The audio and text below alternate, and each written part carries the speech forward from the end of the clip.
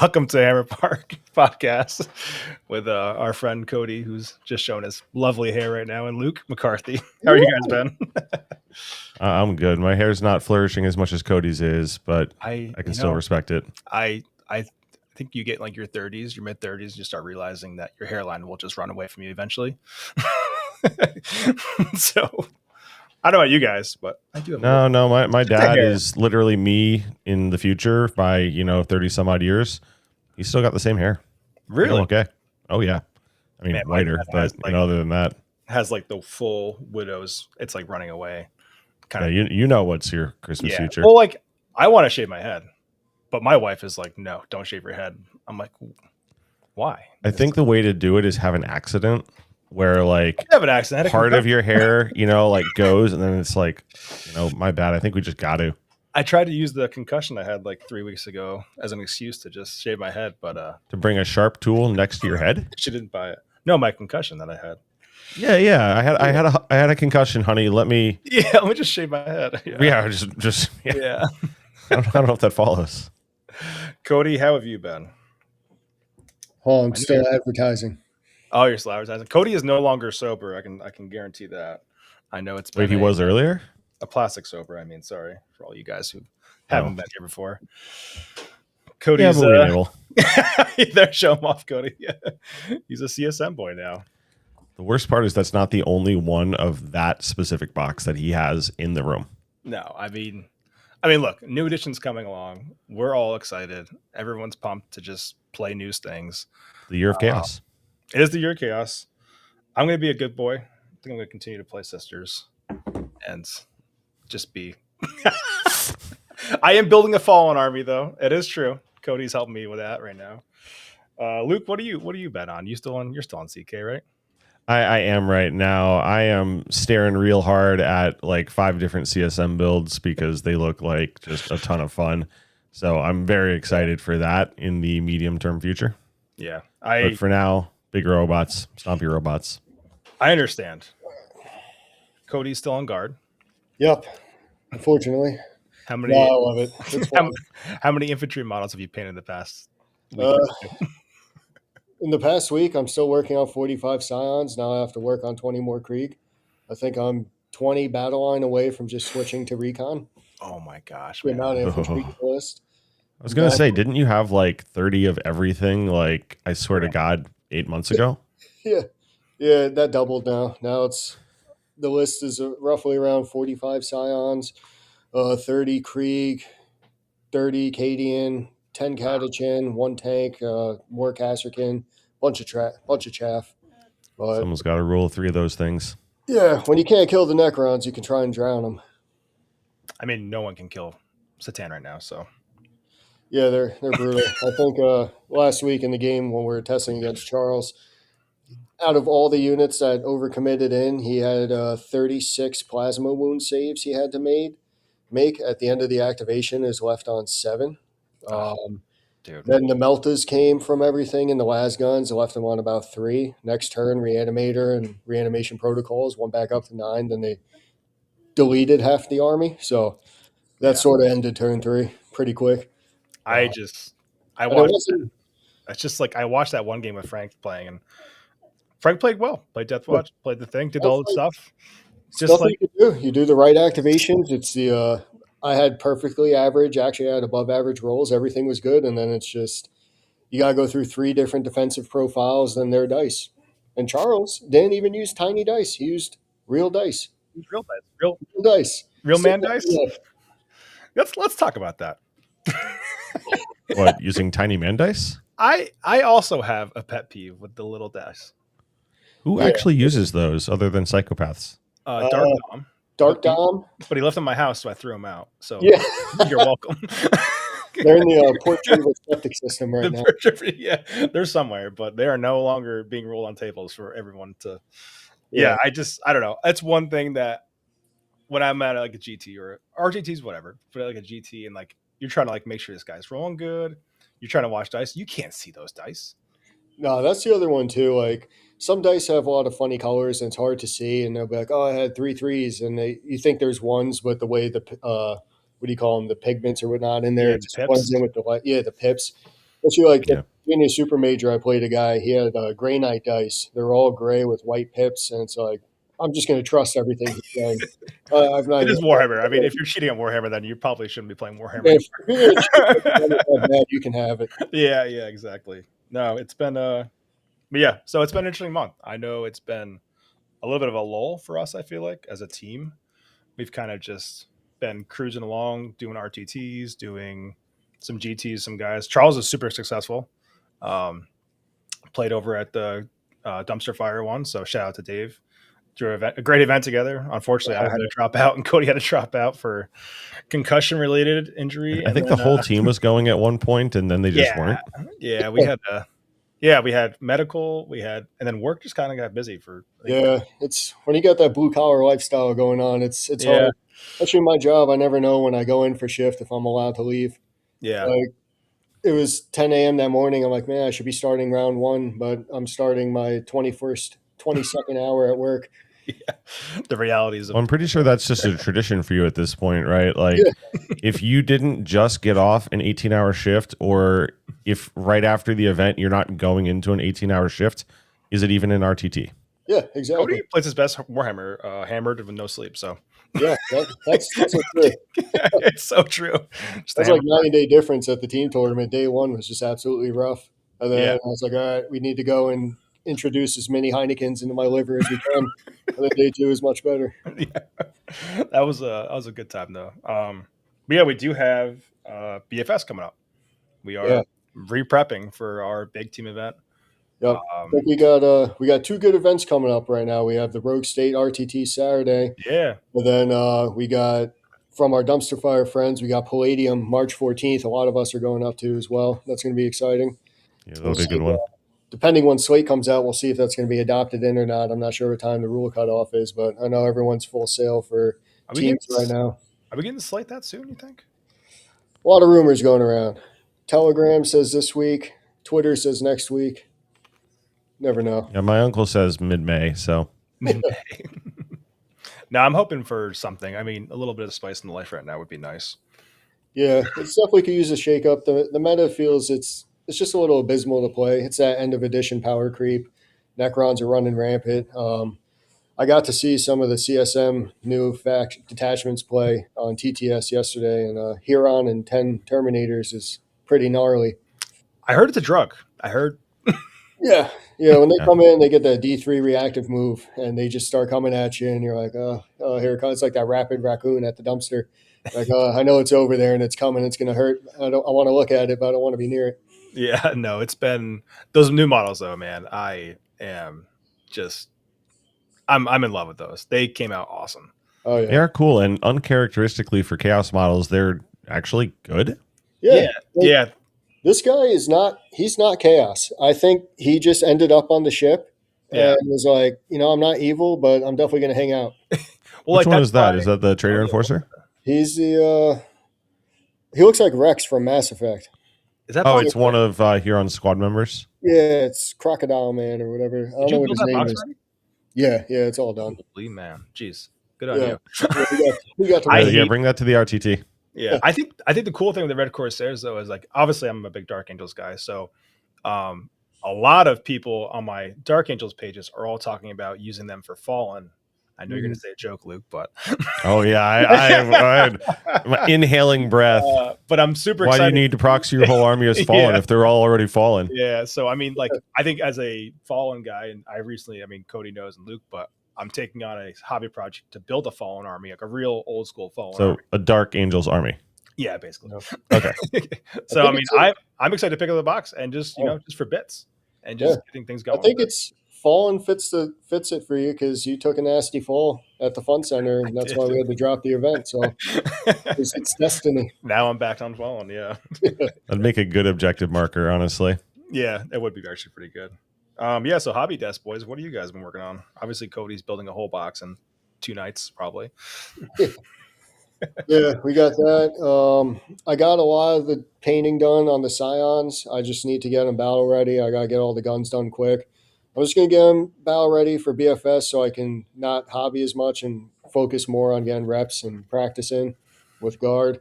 Then I just got that and 10 Kriegsmen I got to paint up. One more Chimera. Those will be quick. Then right from there, it's just reps, reps, and reps.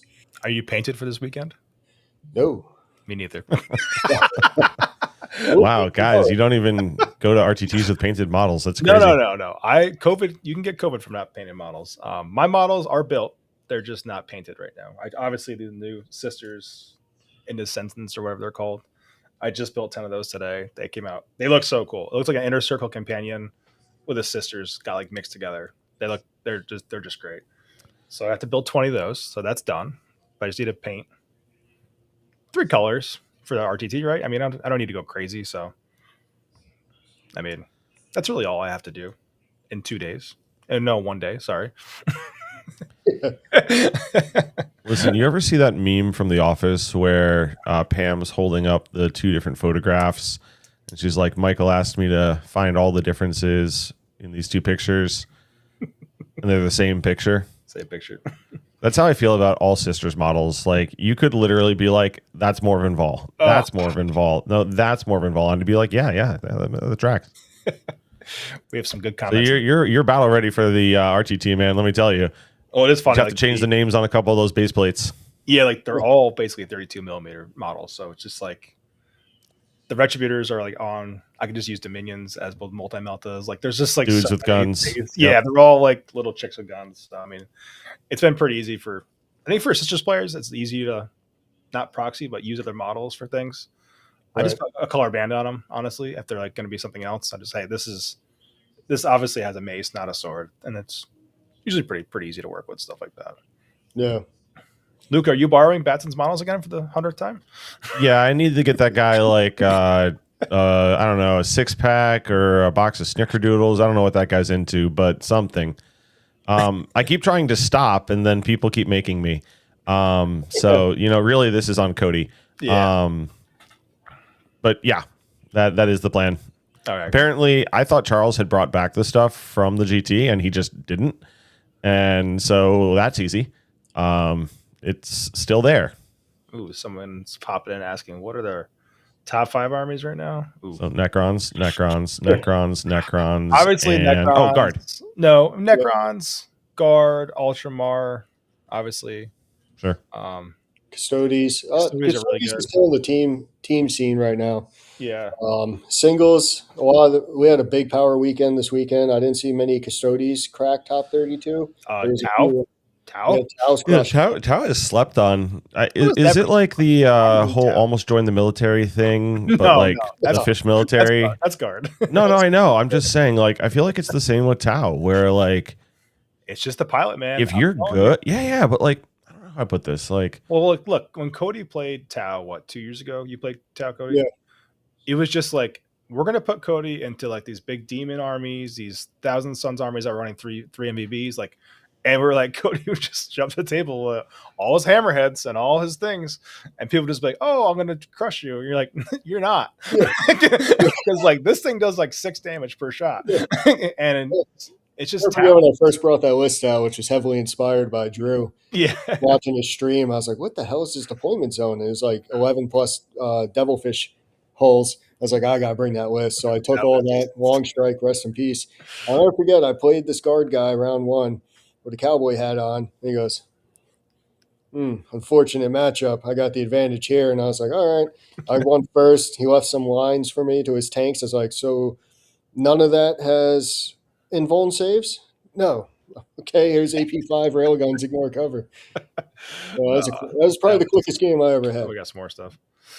Dark Dom asking. Oh, I have a great story about that. I think you want to know how we feel about the new Votain hero? I think here's what I sum it up as.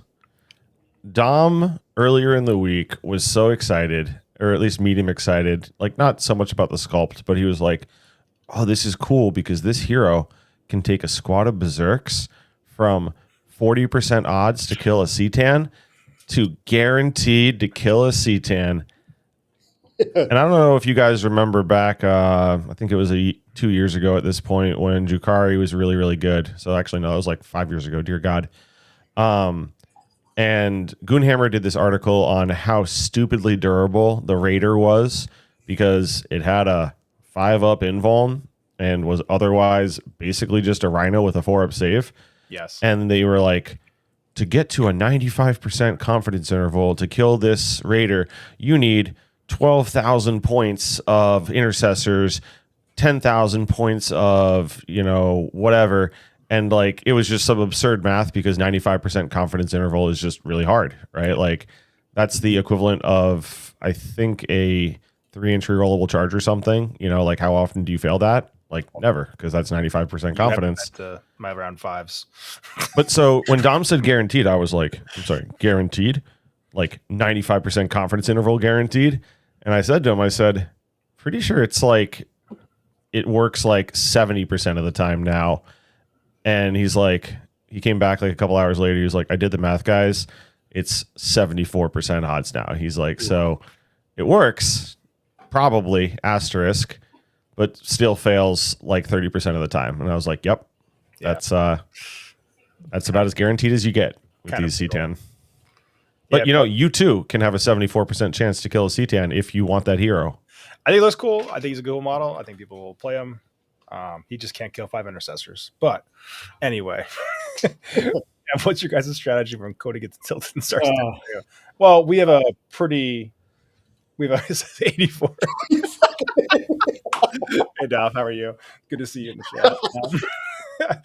What are we doing, Cody Death Stairs, people? We actually have a certain protocol and an SOP written for this called Zins, and usually some kind of alcohol that we just let them. Usually just Zins will actually, right, Cody? I'm pretty positive that in this hobby, I've been really good with Yu-Gi-Oh! Cody not coming out. It's only came out 2 times. Yeah. Just make sure it's got some nicotine in them. Usually pretty okay, actually. Yeah. No, it's a serious pairing strategy, though. Yes. Yeah. No one can pair into that. Yeah. No, it's tough. Unfortunately, the person who got the worst was Lewis, and I felt horrendous. That's why I don't go to events anymore after night shifts. Yeah. It was just a bad day. Oh, yeah. Yeah. Lewis did not deserve that. It's true. No. He's what a good guy, actually. Yeah. All right, let's get into our next episode. When his 20 boys picked up my riptide, I was like, every dog has their day. The Orcs game. Let's roll into BFS prep here. Yep. We have our new group chat.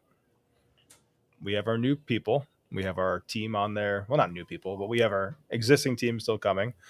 We have 2 teams coming again to BFS, so we're super stoked on that. Terry's leading the other team again. So super pumped to have Hammer Park and 2 teams there. We have some new sponsors, which is cool. Yeah.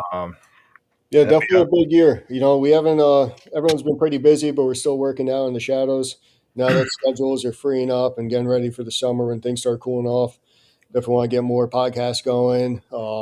Definitely want to try and do some of our own TTS events online and whatnot. And then, some other big news. We got Rogue State Games. They're going to be one of our sponsors helping us out. That's our home-based store owned by Kenny. He's a pillar in the community right now. Great store owner, great family friend. He does a lot for everyone in here. Now, other guy who's far away, but not too far, Noah over at theroguetraders.com, always getting us hooked up with models and what we need. Oh, yeah. Great support for the team, great guy. So we're going to start getting some of their website handles and QR codes added on all of our stuff. So when we're out there, people can have easy access to roguestate.gg. That's Kenny's store, or theroguetraders.com. That's Noah's store. Both great, awesome guys. Definitely want to support them out. And then, just other great guys in the area too is Dave Anderson, Jay Culp, Ed Miller. They run a lot of great events around here between Green Dice, also ran by Mike, Green Dice, BFS, which is just one of the pinnacles of events you want to get to on the East Coast. A lot of great teams, players from all over the world show out. We have like so many cool places to go play around here. It's like, dude, we're having RTT Saturday, right? At Kenny's. Yeah. We're having barbecue catered. Right. like, come on. Like, are you kidding me? Like, you know what I'm saying? Like, how cool was that? And I don't know how did that start that one RTT that they had like a was it the Magic game they had next door or a Yu-Gi-Oh game? Digimon, actually, if I recall. Digimon. Yeah, it was Digimon. It was, they catered the event. We're like, we need to start doing this. And that was a great idea. It's like, those guys are doing it right. Yeah. So, I mean, like, come on. This, I mean, how much better can get rolling dice, Yeah. hanging out, eating barbecue with That's teammates. what I love about the Warhammer community and whatnot. Is like I made a ton of lifelong friends in it, and then it's like we truly are spoiled for the area we live in because we have some of the biggest events close, all within 3 hour driving distance. Oh, I mean, Yeah, even like going up to Kerwin's, if like, hey, we get a random Saturday off. Yeah, it's a little bit of a hike for us, but it's a great time. yeah, Mike runs great events up there, like yeah. That's super our lucky. friends over there, Astronomicon Wargaming, Yeah, Mike Plattner out of Kerwin's up in Catskills. Great group of guys. They always come down for events. Great scrim partners. yeah. Well, that's what's like Warhammer. It's very far and few in between. You have like a lot of shitters or just toxic people in the community, and the community does a great job of just sorting it out themselves. Weeding themselves out pretty fast. Yeah, you know, But yeah, so let's roll into BFS stuff. Obviously, we have not our list locked in yet. We're still waiting for slate. Obviously, I think we're kind of all hovering around the same armies. I believe we are. yeah. Unless the slate really flips it on its head like they did at the end of ninth, I think everyone's going to be pretty locked and set. We might have a couple changes depending. We still have a mystery eighth coming in for the team. We do have a mystery ace. I've got a couple phone calls about our roster on BFS already. Yeah, Well, that goes behind the paywall. Yeah, I'm like that's not a meme. I'm sorry. And they're like, wait, what? And like, yeah, so we're I super know. pumped. We're super pumped to have Nas come out. He had a Yeah, great time last year playing for Stat Check, and obviously they won and whooped all of us. But yeah, Nas is hanging out for the weekend, so I'm super pumped. He gets to hang right. out, ride four wheelers, and do Yeah, American stuff when he's here. gotta get them all that cornbread. I already got the trays pre-ordered. Did you? Okay, good. Yeah, Yeah, that boy's gonna gain some weight when he's here this time. yeah, Yeah. So games wise, I mean, I know you guys have been TTSing here and there, but it's getting busy. I can feel it. I can feel the grind starting right now. yeah, Like a month and a half out of BFS, and I can already feel it starting. yeah. Well, and I feel Definitely. like it's going to be like, especially assuming that the slate drops before the event, which it should. I hope so. Like, I mean, it just has to, right? The only question is when, in my opinion. But like, that's when it's going to really feel like the home stretch, right? Because, like, yeah, there will be a number of armies that don't get touched, but there are going to be a number of armies that do get touched, both positively and negatively. Mhm. And, that should have a pretty fair impact, I think, on the meta because, when you're not Necrons, just a small change could make such a big difference. Yeah, Dom, we need to get down to do your gotta say. standard. We need to lose about 1.5 feet of height there. No, I guess that guy has been grinding pretty hard. No, he it has, definitely is. absolutely. That man is RTTing it up. Yeah, he's been nonstop. I'm excited for this weekend. I'm excited to get out and actually play real games in life instead of TTSing. Actually, Yeah. Because definitely I feel the difference there. Like, because TTS is, it's invaluable practice. You get to test a lot of stuff out free of charge. You don't have to build or get all the models required. You could try it out. But being in person is definitely a whole different atmosphere that adds a different level to like getting to that competitive edge to it. Because being in person and being behind the screen is much different. But yeah. in terms of, learning the sites and how the armies move, TTS has just been such a great tool. Yeah, and you learn different things too. Like the yeah. table is just different than TTS, right? Mhm. TTS gets abstracted in a lot of ways that aren't necessarily realistic in real 40K. And although it's nice to just pop in, have like a 2.5 hour game and be like, I'm done because that's all I have time for today. Yep. Like, like you said, when the dice hit the table, that matters. Or if you're Eric, you can just do both and use real dice on the real table when you're playing TTS, which is always great. I agree with that, man. I don't trust them TTS dice. I don't know. I don't either.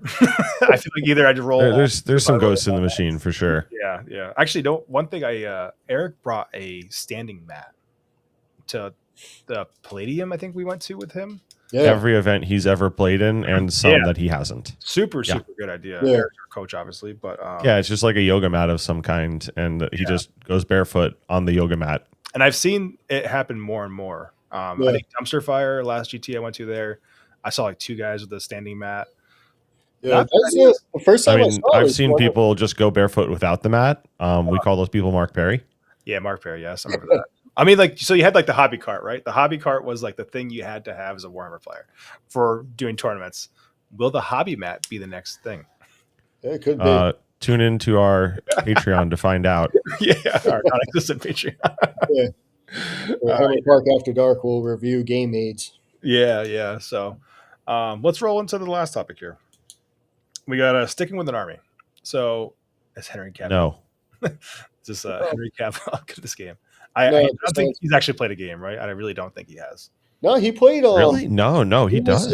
in, was it him or the guy from Stranger Things? One of them was down at I think it was Carcosa in the city, and they did a private lesson to learn how to play competitive 40K. I Oh, remember really? it was him or the sheriff from Stranger Things, but one of the celebrities was down at one of the shops up in the city for a couple weekends learning the game, which was pretty cool. Oh, that's actually gonna I don't know if that was him. Dom would know for the record because he is Mr. New York. That's true. But I wouldn't be surprised if it was Cavill because like that guy is like single-handedly turning 40K into Hollywood where he's like, I'll do it. I'll He's be the really- emperor. I'll fund this. Good looking dude. We had a question about opinions on the Nightbringer. Great model. Great Too model, cheap. great sculpt, overtuned. Overtuned. Yeah, that's pretty much it. See, Dom, literally, Dom knows who it was on which day. It was a Tuesday. yeah. Yep. Dom That's says the it's sheriff fair. of Stranger Things. That's pretty cool, man. That's like, Warhammer's universal because when I first heard about it was I was following Henry Cavill after I saw the Superman movie, and he's holding up a Custodia. I was like, what the fuck is that? And then my boy Don was like, oh, that's a Warhammer model, and then the rest was history. Wait, Superman. Do you actually like those movies? I thought Man of Steel was good, but we don't have enough Really? time to argue that. Oh man. Okay, I haven't seen it, but there's a reason for that. I just feel like all those Superman movies just missed. Yeah, I didn't see the last one. I heard it was either you loved it or hated it, but I enjoyed Man of Steel. Luke, Well- you're the same age as me, pretty much, right? Like you're 30, Yeah. 30s, mid 30s. Luke's 49. Yeah. It's true. Smallville. Can't tell, but I am. Smallville ruined Superman for our generation. Yeah. Maybe. Although I will say this, I definitely did not hate Smallville. Yeah, no. So I thought I would, and maybe it was just one of those like the time that it hit, I was just like, okay, I guess I could binge this, and I didn't mind it. Also, Lana's hot. But like I never really liked Superman, but I was like, yeah, no, I could do this, you know. Was that the But show? no, like- not a single movie, not a single Batman movie outside of the Christopher Nolan trilogy have I ever even thought about watching. That's actually Not a single Superman movie have I ever thought about watching. Like, I think, honestly, Marvel killed DC for our generation because, like, we grew up with, like, the whole Avengers, like, that, what was it, the 22 movie phase 4 thing, or 4-phase thing. yeah. Like, nothing's ever going to top that. And when you're sitting there looking at that stuff and then you're like, Batman versus Superman, woo, yeah, like, let me get up and go to the theater for that. No shot, man. Yeah, I hear that. Well, Superman's too boring. Like, Back on who top. can relate to like I'm the best at everything. I have no weaknesses except for this rock. Like, it's like Captain America. Like, it's part of why people don't really like him as much because although Chris Evans did a great job, the comic book character, everybody's like, Me. I don't relate to him because he's like too perfect. And Superman's the same except even more because he's like 1940s Captain America. That's the hot take right here. If you heard it here first. Yeah. So, All right. Anyway, let's keep going Yeah. before we get off topic. That was very fast. I want to talk about sticking with an army. One thing that Can't make me. I think we are all. You come to a point in your Warhammer, your hobby and your career here, of do I want to be good and be really good and keep playing and having fun, or do I want to just keep switching armies and do mediocre every time I go to an event? That doesn't sound like anything Anthony has ever said to anyone. And I think having a coach like Anthony, obviously I use him as a coach. I think Cody does, and we all do, in some sort of fashion. But having a coach to kind of keep you focused, if you want to have fun playing competitive and win, then this is the route you have to take. right. Unfortunately, as some blue collar guys and some guys who work full time, like are all of us here in the Hammer Park guys, it's tough. It's tough to be really good because these guys who are really good are playing every day, and they're playing and they're testing and they're tweaking and they're doing math on stuff that we just don't have the time for, unfortunately. But I think having the coach and having the army kind of set makes you be able to creep up to that, not up to that level, I would say, but up to near their level, right? I mean, you guys would agree. Yeah. An X in one state, I would call it. Right. I have been very consistent with sisters the past man, what year, year and a half. I feel like I don't think I've unpacked my case in like a year and a half, but it just goes to show, though, my army has tweaked here and there for the meta, but it hasn't really changed a lot. And when I go to events, I do have a tendency to not have to look up rules, not have the tendency to like, how am I going to deploy? I already know I'm going to deploy. I already know where all my stuff goes. Like, I don't have to think. I think not thinking helps you a lot in the long run. I don't know how you guys feel about this whole thing. Well, that's what because anyone knows I had it as worse as anyone with swapping armies every week because I thought, oh, to get better at the game, I just need to keep chasing what the best medalists and this and that is. And then what I learned a lot from being friends with Anthony with staying with the one army is when you just have that one army, you don't need to rush to hobby other stuff. I mean, I still deal with that because Guard is just a very deep codex of many models to paint and get ready. But the biggest advantage of sticking with that one army is once you learn the rules and get past that plateau of learning the ins and outs and everything of what your army does, you can then focus on the most important part of the game, which is the fundamentals. So being on Guard for almost 2 years now, I'm able to learn the fundamentals of the game and the basic points of how the game's supposed to operate, how you're supposed to win, which is you just get on circles, hold circles. You want to make your list of or your order of operations you want to do every turn. And when you don't have to think about your army, you can then focus all your brain power on that, which translates into making you win more and be a more consistent player. So like staying with Guard so much, I know Guard like the back of my hand, so I can now focus on the fundamentals of what the other armies do. And then when you do swap to another army, it translates over because the fundamentals stay the same. The rules will be different. So when you don't have to keep worrying about chasing the rules, you can then hammer down and learn those fundamentals better. And then you have more time to play. Yeah, I actually just finished up. I think Eric posted in our chat a while ago, Sam Pope's video of passive play, aggressive play, all that kind of stuff, like learning when to be either one of those things and how to flux in and out of it. And it's so true, man. Like he's a great, obviously one of the best players probably around right now, but he nailed it, man. He's just like learning when your army to go and when your army to just hold back and wait is super important. And you don't learn that by just picking up, say I go decide to play Tau this weekend. I'm going to spend 90% of my time trying to learn the ballistic skill of everything on that army rather than knowing when I should hold back and when I should push. So That's the advantage for Tau now is you don't have to worry about pairing your groups together. It's just, all right, that unit's spotted. Everyone becomes guided into shooting that spotted unit. Whereas before, you need to get a whole plethora of markers to be like, all right, these pairs are working. These pairs are working. Oh, I forgot these were together. So now you got split fire. And it's just, there's a whole medley of rules you needed to remember. So it is a little more simplified in terms of it. Yeah. Maybe that is why they are performing a lot better now too, because you only need that one group of Pathfinders or stealth teams to mark something. Now everyone's getting the guide benefit into that target. Oh yeah, no, it's been like, but just watching players who just stick with a faction right now, just winning GTs, it's just been like it's been popping up a lot. Yeah, I can just tell that our guy, what's Greg's from XBZ, we talked to him a lot now. He's been crushing it with Tau. Yeah. He also was I think he played Derek at the Winter Ruin games, right? Yep. Yeah, he did. Yep. Derek got first turn, so he was able to flood the board and kind of push orcs on him. But like, if that guy goes second, that's a whole different game. Right. And it just goes to show that these armies that are not, say, like super broken, but they have really good pilots with really good faction specialists are winning games now. Right. It's cool to see. And it's also interesting because, like, what you said, Chris, about not thinking, right? Because it just comes so naturally to you. Like, it doesn't mean that, like, you're not considering stuff during the game. It means, like Cody said, that you get to consider higher level stuff, more complicated things. And it's funny because, like, I think there is a contingent of 40K players who play relatively consistently and sort of stick with the same army, but like flip around because, like Cody said, they want the meta, and they're like, "Oh, Necrons are broken" or whatever. And don't get me wrong, they are, but like they'll flip around to try and get like the last 10% out of the meta, or they'll switch their list after every game. I used to do that all the time.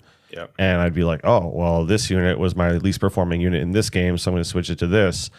And one really good bit of advice that I don't know if it was Anthony, but it might have been, and I'm sure he would agree with this sentiment, is that someone said to me, what you want to do is you want to take a list that has been good and just play 20 games on it and don't iterate.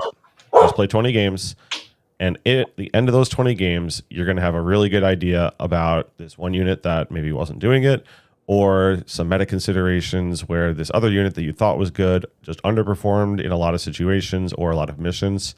Because the crazy thing is we have so many missions, and sure, they're largely be in the center with the ground circles, and we have so many factions, and sure, they kind of do like 2 or 3 or maybe 4 primary things in a dramatically different way. You know, like you have melee pressure, you know, gun lines, etc. But like everything works differently, and like playing mission O against Thousand Suns is just obviously dramatically different than playing mission P against Tau or whoever.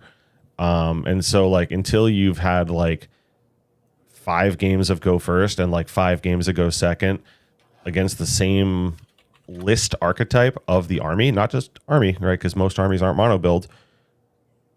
Then you can on each mission, then you can be like, oh, okay, I think I have a good understanding.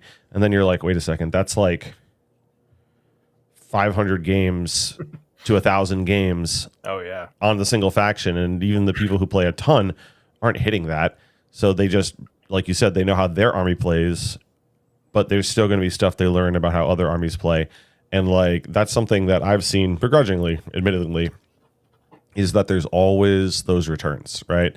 That's the joke of like, oh, I've played 100 reps with this army, and it's like, yeah, imagine how much better you'll be once you've played 200 reps of this army, because you're only considering what you need to consider, and you don't have to waste time, especially in tighter time controls, of like, oh, I wonder if I should do this or that. Like I had a game at a GT not too long ago where, or no, I think it was an RTT actually, where I came down to only 7 minutes left in the game because I spent literally 20 minutes hemming and hawing on this really crucial turn.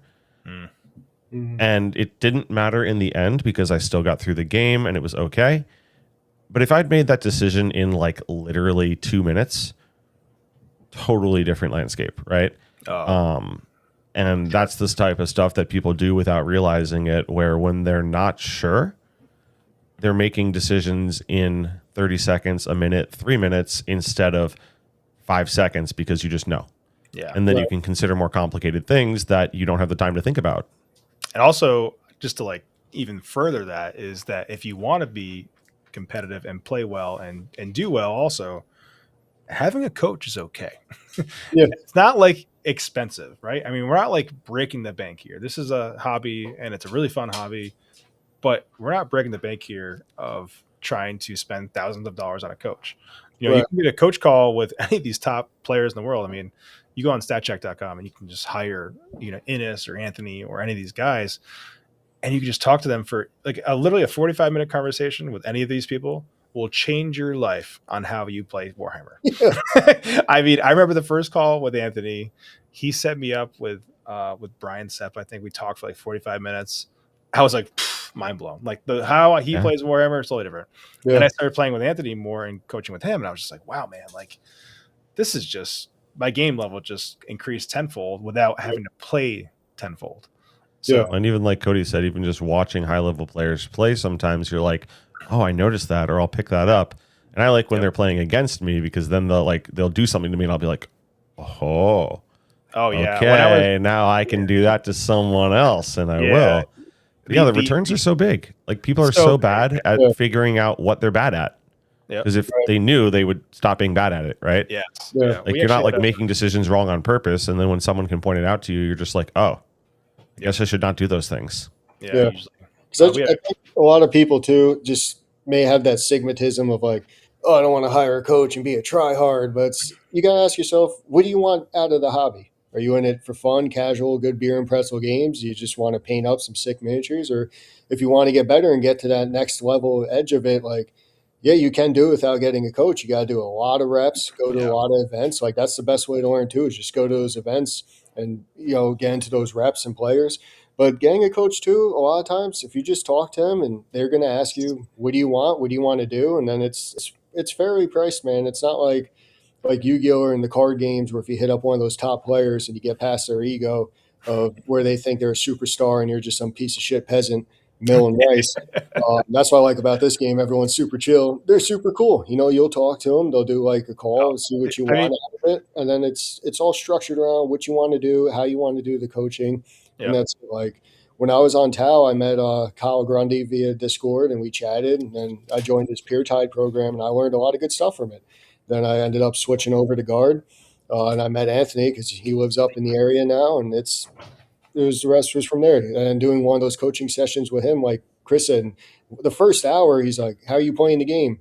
He's like, "No, maybe go stand on circles and stage for this." And I was like, "Oh, I never thought to stand on the circle. stand on circles, kill things on Try and kill circles. everything else." Yeah, But like, Dead models can't hold objectives. It's dead true. models cannot hold objectives. No. That is the saying. It's I need a all- bumper sticker, I think. it's what you want out of the game. That's what you gotta get out of it. There's no shame or stigmatism. There's no such thing as a try hard. It's if you want to win and get better, you can get a coach to get Honestly, that extra help. Hot And take: winning is more fun. Second hot take. The amount of time you spend trying to craft that amazing list, which, by the way, doesn't change your life, I swear, no matter what you think. I have a big The amount of time you spend trying to rep 50 reps or even just 10 reps at like a couple events or online, how much you paying yourself per hour? Just go pay someone a reasonable amount of money for 1 hour, and then you actually don't have to go buy that ghost kill box because you never needed it in the first place. And guess what? You save money in the long run, even if you value your time at $0, which is not true. So my biggest plus of coaching is the list building. My biggest stressor, I think, Cody, you're in the same boat as me. It was like the week out of a GT. I'm literally like, oh, I got to get my list tuned up, get this. I'm going to bring this. And then you're just like stressing about it. You're like, do I have the models? And all of a sudden you're changing back and forth, flip-flopping. I got a coach. I say, hey, man, as the meta's changed a little bit, what should my list be? Oh, hold my beer. And like, half hour later, we have a new list and we'll talk about it on a chat and we'll talk about how to operate it. But it's basically the same army. So it's just like, hey, here's the minor tweaks. Here are your new bags of tricks. Oh, cool. And then you just learn the bags of tricks and then you just move on. You just keep pressing on. It just also not such a stress for relief. nothing, but like we have the internet, Yeah. right? Like it's not as good as a coach, but it is quite free to go on like Goonhammer and be like, this list and this list and this list, all X and 1 or X and O'd at like this super major. Yep. And maybe it was the pilot, like don't do what start. John Lennon does just because he does it, because that's different. But like, it's not hard to figure out what like good archetypes are and what you enjoy playing, right? Because there's different ways to play different armies, and just be like, you know what, this list is good enough. Yep. So now I remember I'm Nova Cody 2022 or 2023. I net listed the Poland list for Dark Angels, the Land Raider one with the aggressors, and I was like, cool, I'll just go play this. And I didn't know how to operate or pilot that list though, so that was a big. you still have to get the reps. I'm just saying to so, find it initially. Me and Cody were grinding games for Nova at his house in the old what do we call your garage? The Carnage Club. Carnage Club there. So we're grinding games, and I remember being like, oh, this list is really good.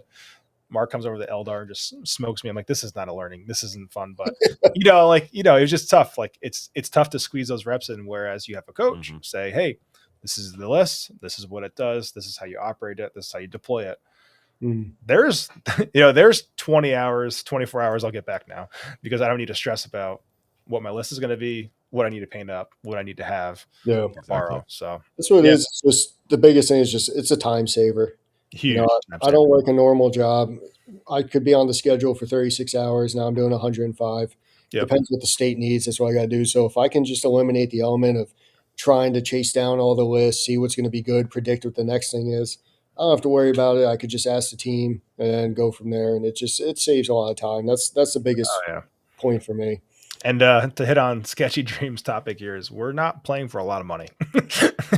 We are. No one is. It depends. I mean, obviously Rogue State probably has the best private sport, I would say. When you go to one of those GTs or their RTTs is fantastic. You walk out with. That's what Green Dice is awesome too. I mean, besides the venue, the people, and everything else, if you podium, the prize support there from Mike is incredible. It's super fair. He puts a lot back in. I don't even know if I think he's just breaking even to cover the cost of the events, and he just does it for the pure love of the game, which is awesome too. And it's great. We'll always drive out to their events if we can do it.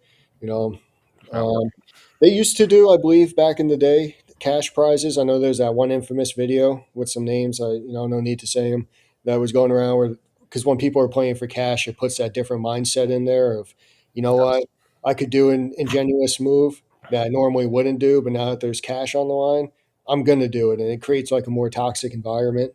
So like a lot of people are just doing it for the bragging rights and the love of the game. There's not really many cash incentives. That's why I think when I did Magic, it was very toxic, because a lot of those events and qualifiers have Money. big cash prizes. When you get there, it brings the worst out in people for it. It's not You're it's not basically, really the type of hobby that you're trying to get into it and say, oh, I'm going to do this and make a six-figure salary. Like, you definitely can if you got the content and coaching and stuff like that. But yeah, if you're a top player, then yeah, you can make money off this. Like, you can make yeah, money off this hobby. You can definitely do coaching full time. You can do. There's a lot of good players, but those players like say Innes who just picked up Death Watch over the weekend and then won Manchester GT. yeah, Can you play that level? That's yeah, a whole different level. And a couple $100 in your pocket and some new models is a great way to end your weekend yeah, coming out of a GT like top 3. So I mean, yeah, that's all I actually had to on our chat. Actually, the first time we're actually under an hour. I can't believe this. yeah, right. It feels Dang, good. look at that. It's good. 8:00 ending right here. We're kind of perfect on it. Yeah. Yeah, man. Yeah, we'll get a lot more in once we get some more going, because we're going to hit up a lot more events now that the spring and summer is rolling around. The winter was sort of, everyone was just hitting away with the snow, trying to hobby and get That ready. snow was brutal, Yeah, it was boys. a lot. Then we thought it was over next week. Hey, you like the first 12? Here's another 8. Yeah, it was just, and poor Luke got 2 feet of snow last week. It's just like absolutely. Hey, look, I got 3 snow days out of it. I'm not complaining. Yeah, right. Lots a lot of TTS. Yeah. Yeah, It was not 0. Yep. So yeah, events coming up. We actually have Rogue State. Yeah, weekend. couple plugs. If you're local to the area or want to make the trip down, there's still some tickets left for the RTT. It's Warhammer and barbecue, so lunch is completely included. It's catered from barbecue, secured by Eric. So we have that this Saturday. Links are on the event page on Discord for Hammer Park. We have BFS. I believe Ed said they're going to open up 2 more teams. So if you know anyone that's waiting to get another really? team in, I think they're going to open it up some more. I think they got another room. I think they already had a waiting list, so I'm not sure if the waiting list is going to actually help anyone there. Yeah. But yeah, toss your name in the hat if you want to. Yeah, definitely. There's a and Merc jump on team it. too, I think, where if you're just like looking to play, like I believe there's a whole team that like Ed always puts together to make sure that numbers are good. Yeah, we got that. March 14th is Palladium over down in Palladium in Phoenixville up in PA. That's another great event. A lot of great guys up there. That's where It's all a the GT, Hammer right? Yeah, it'll be a 2-day GT. That's where all of our friends over at Dumpster Fire are playing out of. And I'm not sure anything else going on. I know a lot of big events for last weekend between Golden Sprue, Cherokee, Pyra. But yeah, we usually keep the events page pretty updated, frequent with anything local. Usually for us, we consider local within 3-hour driving. But anything else north or south, we post as well. And then, once we get some more, we'll keep it updated over there. Yeah, I just put in the chat. I put on the Rogue State for this weekend, and I put in BFS. So BFS is an 8-man team. So you got to have some friends to bring along with you. And if you need friends, join our Discord.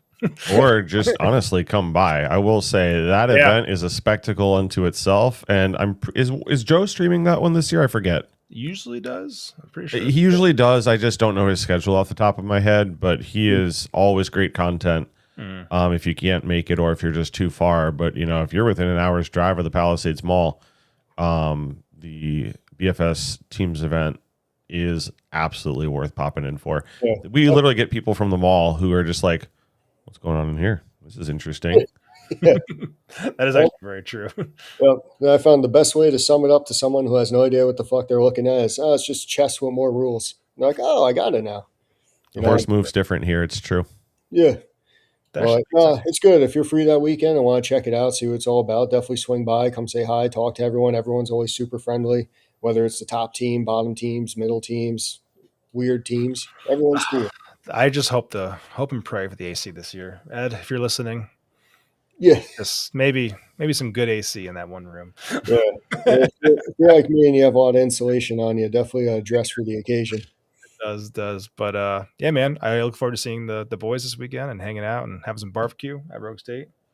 That's it for me. Yeah, that's it. Last thing I got is just to plug our last two sponsors again, RogueState.gg. That's Kenny's store for Rogue State games over in Mahwah, New Jersey. 115 Franklin Turnpike. I got to Wow. memorize. Yeah. Wow. And then Noah has a new store. I don't know the actual location, but it's the roguetraders.com. He's always got good deals on there, a lot of product. So both great guys to check out. They do a lot for us behind the scenes, so we always appreciate them and appreciate anyone that will give them their business. Yeah, boys. Well, it's been a good one. I'll see you guys in the next one. All right, later, boys. Take care, guys. All right, have a good one.